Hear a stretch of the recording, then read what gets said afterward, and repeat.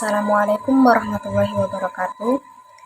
Saya Devi Setianingrum dengan NIM 21206097 akan mempresentasikan materi tentang business plan, yaitu yang saya ambil yaitu bimbel cari hitung atau baca tulis hitung. Selanjutnya yaitu bimbel adalah kelas tambahan pelajaran bagi anak yang ingin mempelajari sesuatu secara lebih intens. Jalur bimbel yang kian marak adalah bimbel cari hitung. Cari hitung adalah singkatan dari baca tulis hitung. Yang ini merupakan salah satu ilmu dasar bagi anak untuk menghadapi masa-masa awal untuk sekolah. Bimbel cari hitung juga termasuk salah satu bisnis yang mudah dijalankan. Adapun tujuan dari bimbel cari hitung yaitu adalah untuk melatih kepribadian anak, di mana anak berani belajar sesuatu yang baru, yang menandakan anak akan terus berkembang dan mampu meningkatkan kemampuan berpikir berkat materi-materi yang telah dipelajari saat les. Selanjutnya yaitu tahap perencanaan dan persiapan bimbel cari hitung. Sebelum memulai bisnis bimbel cari hitung, ada beberapa hal yang harus dipersiapkan atau direncanakan agar memiliki persiapan yang matang. Yang pertama yaitu pelajari materi dan kemampuan mengajar. Maksudnya bagaimana? Jadi sebelum melakukan bimbel kita harus mempelajari terlebih dahulu materi dan kemampuan mengajar yang dapat dilakukan dengan cara membaca buku dan mengikuti pelatihan. Yang kedua yaitu menentukan konsep bimbel. Dengan cara konsep bimbel bertempat di rumah, yang dimana konsepnya siswa mendatangi rumah pengajar bimbel tersebut. Kemudian yang ketiga yaitu membuat program pembelajaran. Program pembelajaran dibuat berupa kurikulum pembelajaran yang seperti silabus terkait materi yang akan dileskan. Kemudian yang keempat yaitu mempersiapkan perangkat administrasi, yaitu perlu persiapan saat administrasi seperti formulir pendaftaran, daftar hadir, dan kartu bulanan, kwitansi, dan dokumen kehadiran siswa untuk mencatat transaksi keuangan dengan rapi. Selanjutnya yang kelima yaitu menjalin kerjasama dengan pihak-pihak yang terkait, contohnya seperti sekolah-sekolah atau lembaga pendidikan yang lain.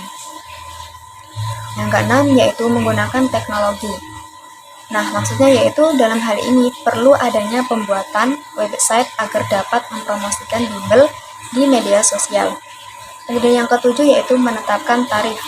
Seperti siswa melakukan pembayaran sesuai dengan tarif yang telah ditetapkan. Selanjutnya yaitu tahap pelaksanaan bimbel cari hitung. Yaitu yang pertama, perencanaan. Perencanaan itu meliputi penjaringan peserta didik, maksudnya menarik perhatian peserta didik untuk mengikuti kegiatan bimbel, seperti pembentukan kelompok belajar dan penetapan jadwal bimbingan belajar. Yang kedua yaitu menyiapkan materi pembelajaran. Materi yang diajarkan pada bimbel cari hitung ini yaitu berupa membaca, menulis, dan menghitung. Bisa juga dengan berhitung dengan jari, membaca huruf dan kata, menulis huruf dan kata, serta mengenal huruf dan angka. Yang ketiga yaitu pelaksanaannya. Pelaksanaan bimbel cari hitung ini dilaksanakan secara tatap muka agar bisa juga dengan daring atau online. Nanti pada saat di akhir pembelajaran, guru memberikan sebuah tugas akhir seperti PR atau soal lainnya.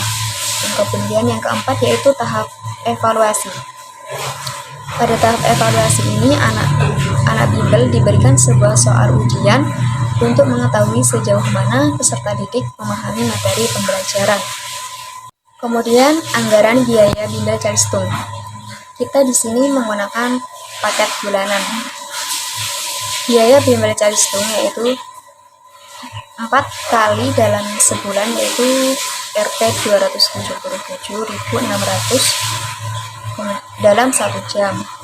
Sedangkan yang durasi 1,5 jam itu akan bertambah menjadi 345.800 Kemudian jika yang durasi 2 jam itu Rp 436.700. Kemudian kalau paket 8 kali per bulan itu 546.200 dalam 1 jam. Kemudian durasi 1,5 jam jumlahnya 679.800. Kemudian durasi 2 jam yaitu 858.000.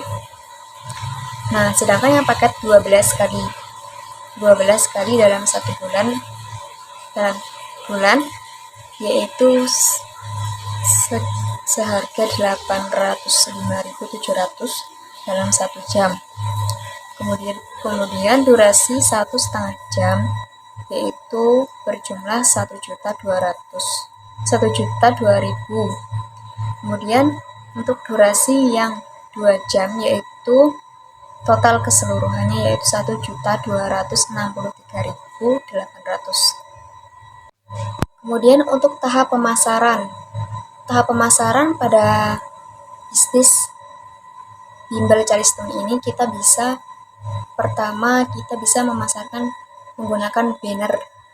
Teknik pemasaran banner digunakan untuk menampilkan promo dan memberikan informasi, biasanya dipasang di sekolah atau pusat keramaian.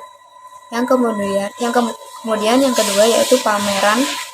Teknik ini juga dapat digunakan pada kursus bimbel jika kursus tersebut mengadakan sebuah perlombaan. Yang ketiga yaitu mengirim email. Cara ini juga dapat dilakukan oleh pembimbel. Kemudian yang keempat yaitu promosi online. Teknik ini dapat dilakukan dengan cara melalui media sosial, website, atau platform lainnya. Bisa juga dengan membuat video yang menarik dan relevan dengan target pasar. Kemudian yang kelima yaitu membuat bisnis plan. Cara ini juga dapat membantu mempromosikan bimbel calistung dengan mempresentasikan bisnis bimbel calistung dengan visi misi dan strategi pemasaran kepada investor atau calon siswa. Kemudian menurut analisis SWOT, kekuatan dari bimbel calistung ini mampu menyiapkan bimbingan belajar khusus untuk anak usia dini ataupun SD atau MI, mampu menyiapkan program pembelajaran yang terstruktur dan terukur, mampu menyediakan tutor yang berpengalaman dan berkualitas, dan mampu menyediakan fasilitas belajar yang aman dan lengkap. Kemudian kelemahan dari bimbel calistung ini yaitu kurangnya promosi dan pemasaran yang efektif, kurangnya variasi program pembelajaran yang ditawarkan, kurangnya penggunaan teknologi dalam pembelajaran.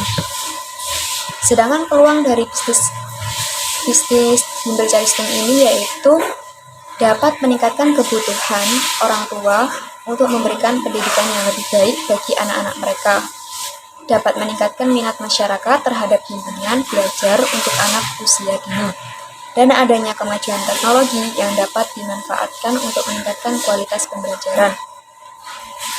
Kemudian ancaman dari bimbel calistung ini yaitu dapat persaingan yang ketat dengan bimbel calistung lainnya dan perubahan kebijakan pemerintah yang dapat mempengaruhi bisnis bimbel calistung. Sekian presentasi dari saya akhiri. Wassalamualaikum warahmatullahi wabarakatuh.